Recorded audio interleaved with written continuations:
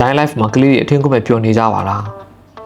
Nine Life မှာအပျော်လွန်ပြီးတဲ့အခါမှာအကာအကွယ်မဲ့လိန်ဆက်ဆန်နေပြီးတော့မှဖြစ်တတ်တဲ့အရေးပြပြဿနာတွေကိုဆရာဒီနေ့ဗီဒီယိုမှာရှင်းပြပေးရမှာပဲဖြစ်ပါတယ်ပထမဆုံးကတော့ကာလာသားယောဂါလို့ခေါ်တဲ့ syphilis ပဲဖြစ်ပါတယ်သူကဆရာတို့ရဲ့လိန်ကနေနေတဲ့ဂရင်းထဲမှာတော့မနာတဲ့အနာလေးတွေစပြီးဖြစ်လာတတ်ပါတယ်ဒါကူမှကိုကနေပြီးတော့မှကုသမှုမခံယူဆိုရင်တော့လက်ဖွားနဲ့ခြေပွားမှာမနာတဲ့အနီးဆက်ကလေးတွေပေါ်လာတတ်ပါတယ်နောက်တစ်ခုကတော့ဂနိုရီယာလို့ခေါ်တဲ့စီးပူညောင်းကြပဲဖြစ်ပါတယ်သူကတော့စီးသွားတဲ့အခါမှာအရန်ကိုနာကျင်ပြီးတော့ညောင်စည်းလိုမျိုးအရေးတွေထွက်လာတတ်ပါတယ်လိန်ကနဲ့ဂရင်းထဲမှာဆိုရင်တော့အရန်နာကျင်တဲ့အနာတွေဖြစ်လာတတ်ပါတယ်တချို့ကူးစက်တဲ့ယောဂတွေကတော့သူ့လိုပျောက်သွားတယ်လို့ထင်ရပေမဲ့တကယ်တော့ပျောက်သွားတာမဟုတ်ပါဘူးသူကခန္ဓာကိုယ်ထဲမှာကျန်ခဲ့ပြီးတဲ့အခါကျတော့နောက်ဆက်တွဲအနေနဲ့နှလုံးနဲ့အာရုံကြောတွေကိုထိခိုက်စေပါတယ်ကဲဆရာအဓိကမှကျင်တာကတော့ဒီလိုမျိုးတွေဖြစ်လာပြီဆိုတော့လုံးဝမရှက်လိုက်ပါနဲ့ကိုကဒီလိုလက္ခဏာမျိုးတွေခံစားနေရပြီဆိုရင်တော့ဆရာနဲ့တိုင်ပင်ပြီးတော့စစ်ကြည့်ပါဒါမျိုးတွေကစောစောသိတယ်ဆိုရင်တော့ဆရာတို့အမြဲဆုံးတတ်တာပြောင်းပြင်းစေပါတယ်ကဲဒါဆိုရင်တော့အကာအကွယ်မဲ့လိန်ဆက်ဆန်နေပြီးတော့မှဖြစ်တဲ့အရေးပြပြဿနာတွေတည်သွားပြီလို့ဆရာယုံကြည်ပါတယ်နောက်ဗီဒီယိုမှာလည်းပြန်လည်တွေ့ဆုံပါအောင်မယ်ဆရာကအရေးပြနဲ့ပတ်သက်တာလေးကိုဆက်လက်ဝင်ပြပေးမှာဖြစ်တဲ့အတွက်ကြောင့်မို့ဆရာအကောင့်ကို follow လုပ်ဖို့မမေ့လိုက်ပါနဲ့ကျွန်တော်တို့ဒေါက်တာနေပါ